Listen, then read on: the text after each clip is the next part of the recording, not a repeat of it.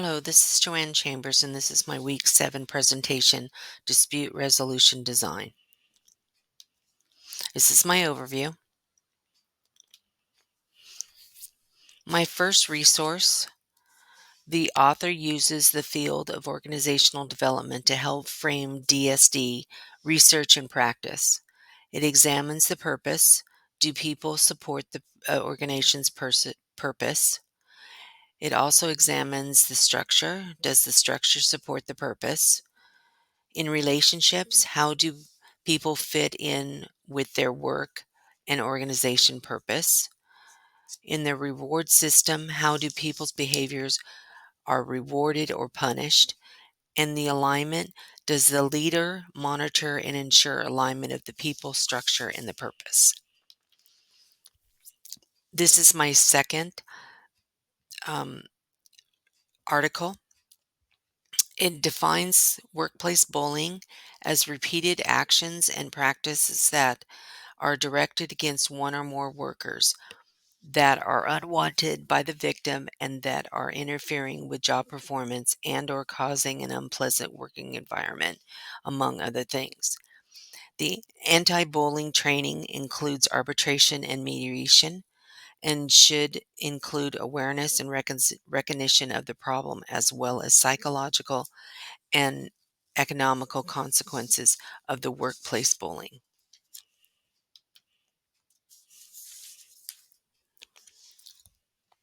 This is my next article. And the dispute system design is a practice of unintentionally creating formal procedures to manage and mitigate conflict.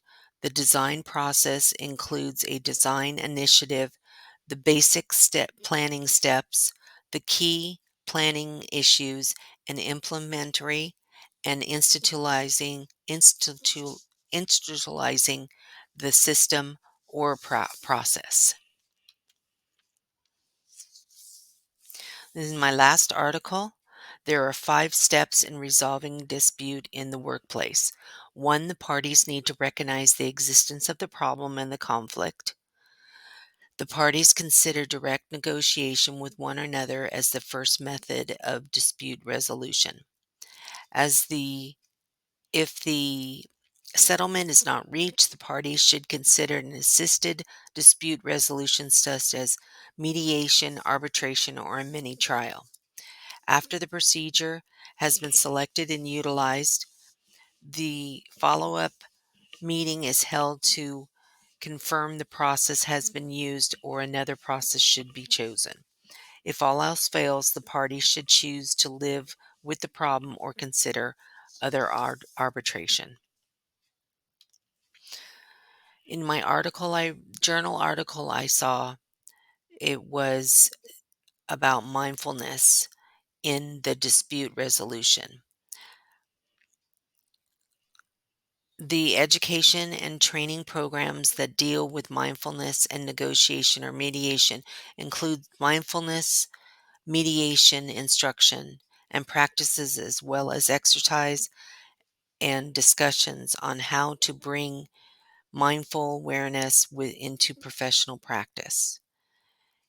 In mediation training, exercises are intended to examine assumptions, strategies, and techniques at many levels of the decision-making process. I researched many different YouTube videos. I found the most informative video was a video made for student council members in elementary and secondary school. It was simple in its techniques to instruct people to how to resolve conflict.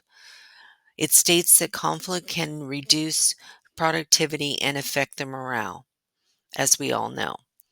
But well-managed conflict can help to clarify issues and strengthen relationship among members. In the video, 8 steps are recognized. The first step is to acknowledge the problem,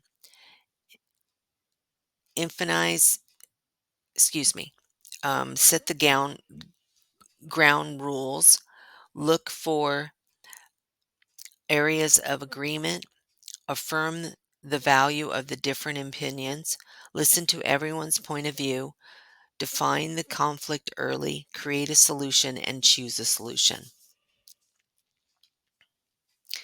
In my conflict scenario, in the Department of Public Social Services, the position of the Employment Service Counselor requires that the employee carry and handle a caseload of welfare to work recipients and help them find employment.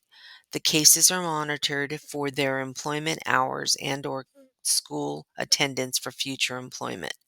The conflict can occur when one employment counselor carries a caseload of mostly recipients who go to school and do not work at the time. These cases are easier to monitor instead of the cases with employable individuals. The employee's supervisors are responsible for delegating the group of recipients to each counselor to monitor. A conflict arises that when one counselor has an easier caseload than another, thus making the time spent on each case less and making the caseload easier to handle. The first step in resolving this conflict is to have an informal discussion and negotiate between the parties or employees.